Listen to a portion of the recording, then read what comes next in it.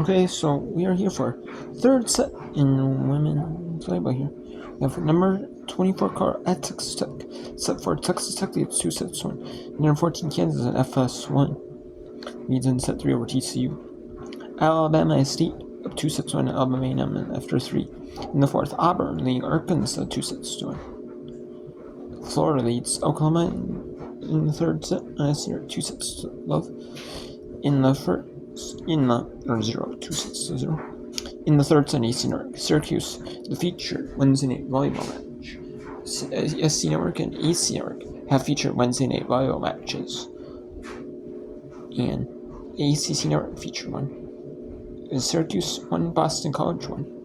Missouri at Southeast Missouri. It's tied at a set apiece. And UCF at Houston. 1-0.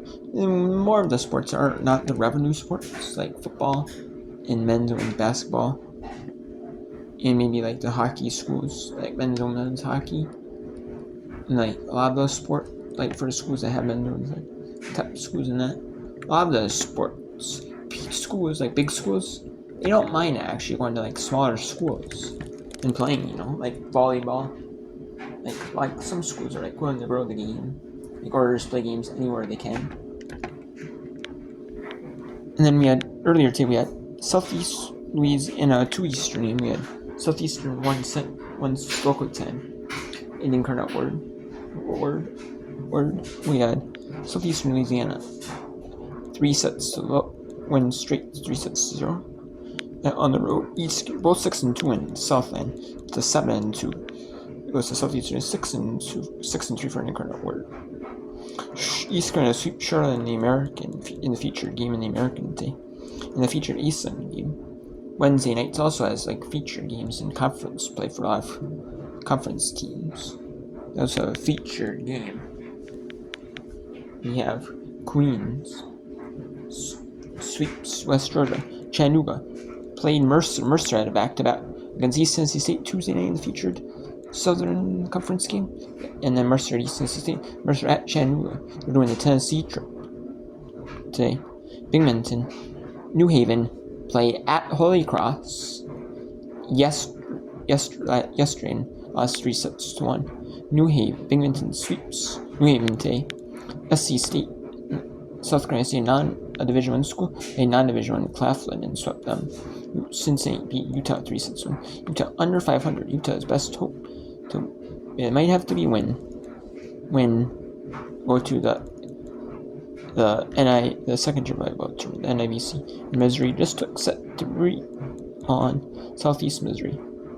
In the women's soccer world, Villanova at number 12 Georgetown. The home team is on the top in the ESPN app. The away team is in the bottom. And then on the desktop or laptop, or if you're looking at the desktop mode, which you can do on like mobile, request the desktop version of the website. The home team is on the bottom. The away team is on the top. We have number 12 George, and you can look at the score. This is the records or a record of the team on the ESPN desktop site. That's why I like doing it.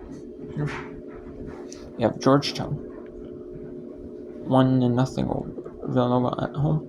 Lipscomb at Letterman 1 on the 62nd minute. North Florida on the road at Queens University 1-0 in the 60th minute on the school website game or not so as all YouTube or school websites or even not so as all. Butler at St. John's 67th minute scores. Jacksonville up 2 on the road at West Georgia in the 56th minute. 26th minute Crane at Seton Hall at Crane 26th minute scores. UConn beat DePaul in a non-televised match, or it could be on school websites or YouTube or whatever, or maybe local. If it's like locally televised, it would be like on like ESPN Plus would get the simulcast. Usually, that's what they do. They get the simulcast of local TV stations, games, and so it wasn't like the streaming service. And Austin Peay at Eastern Kentucky was a scoreless match. Austin Peay for them, all Eastern Kentucky needed was a draw at Austin Peay at home against Austin Peay, and they got the draw. So that's all they needed to get their spot into the Eastern Conference tournament on the 30th of October. they are doing it to where they have two divisions in ASUN, and top 4 from each division play, and then you have the 1 seed from one division plays the 4 seed from the other division. So they do it, so where you don't, you might see teams that you haven't played because not every team plays, You might play every team in your division.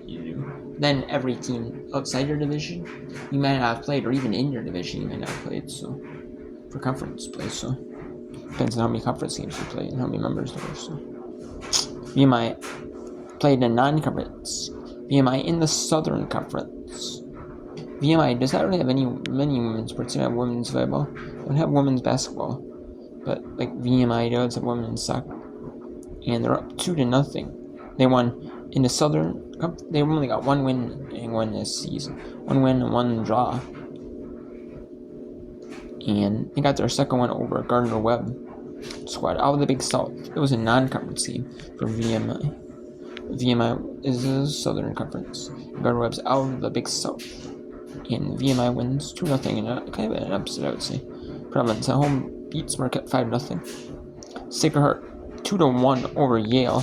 Sacred Heart out of the Metro at home in the Metro Atlantic Athletic Conference. Yale out of the Ivy League.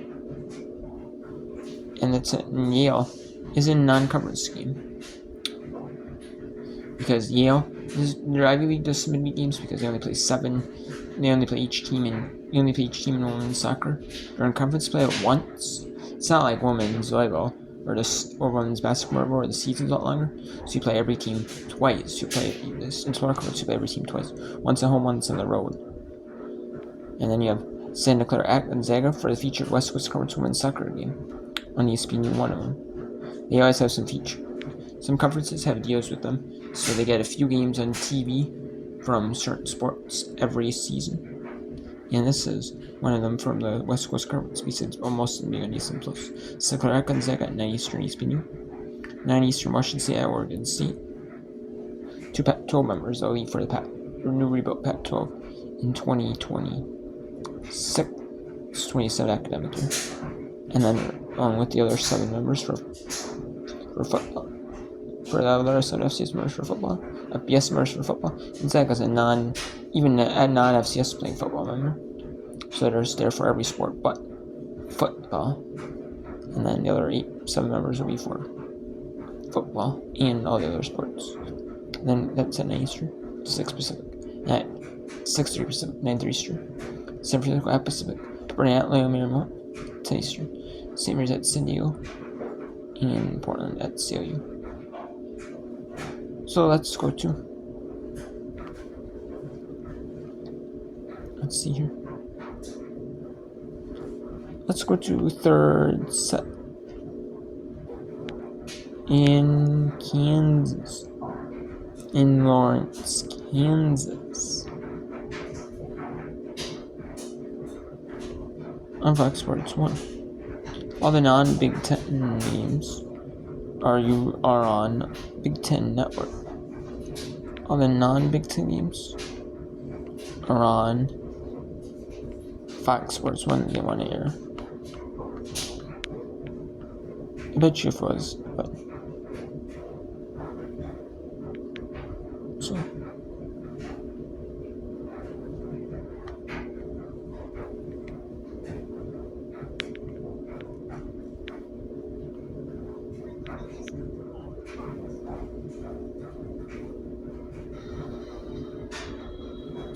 Kansas 14-7 Kansas.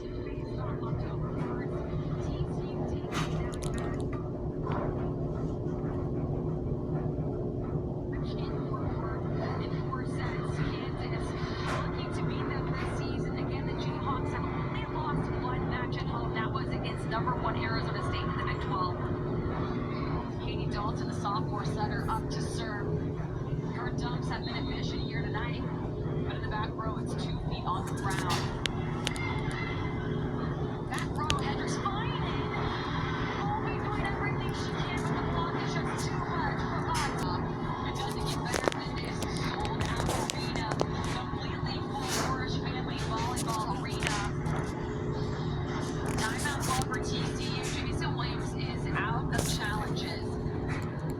There's no other way to stop unless calling a timeout. A big difference in this match is Zelenovich. Jason Williams, head coach of TCU, talked about how he did have a good match against them last time. Zelenovich, one of the best hitters for Kansas, the 6'7" right side, has turned things around. She is tied in the gym with Hendricks for 13 kills. And what can TCU do right now to just come back and not get swept? They just have to start with that first ball. It sounds so right. I mean, that's the same exact advice you're giving a U10 team versus the top 10 team in the country, right? You just have to focus on getting that first pass and sticking to our side of the net. Kansas doing a great job distributing the ball evenly, especially with now Ella Fody playing front row and Rosemary Archer in the sole setup. We'll see how they adjust on that. I'm going to guess they maybe ran out of substitutions at this point in the match. See Ray Richard's legacy left. Matt Ulmer said he was so honored to replace him, left on great terms with Oregon. He was excited to move his family to Kansas. Something different in this match against the first one. TCU's outside of 43 kills in 3 years combined.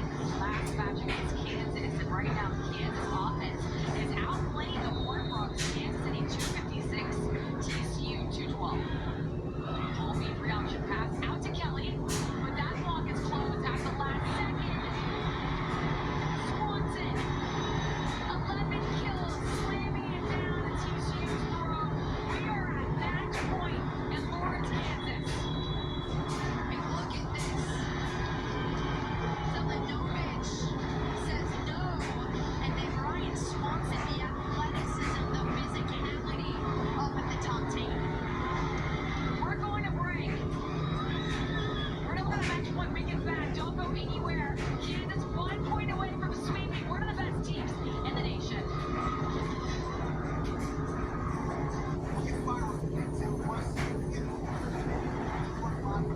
Are you kidding me? Unstoppable.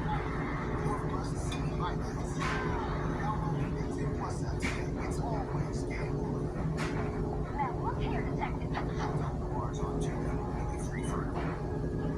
So you're telling me I'll have this whole time be active forever? Well, ain't that a kid?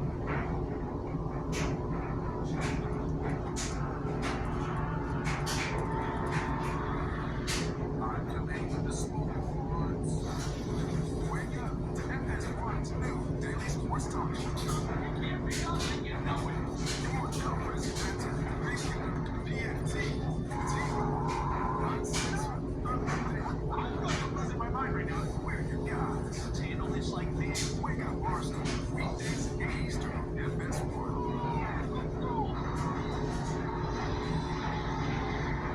The atmosphere doesn't get better than Big 12 volleyball. Sold-out arena here at Flourish Family Volleyball Arena. The band is intense. We can barely hear over the crowd. Fans are on their feet. Match point. Katie Dalton. Out to Kelly. Right down the line. It's kept alive. Free ball for TCU. It's out. Hendricks making sure she gets her foot to the line. Resetting in the huddle. TCU trying to stay alive. Jason Williams on your screen has no more challenges of the match unless we go to 25.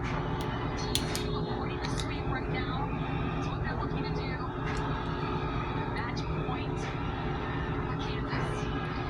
Bowman.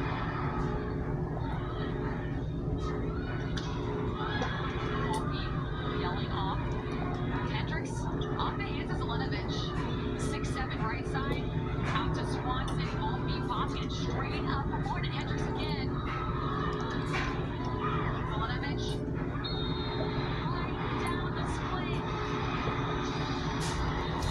14 kills from Zelenovich. The zone.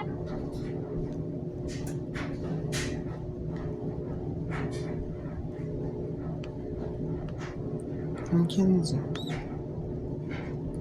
Williams. Set. Sweeps. What are some women's volleyball here? But I'm going to be doing some second now. Here. So we have some matches here. Let's go to this one right here. Bellarmine hosting up here.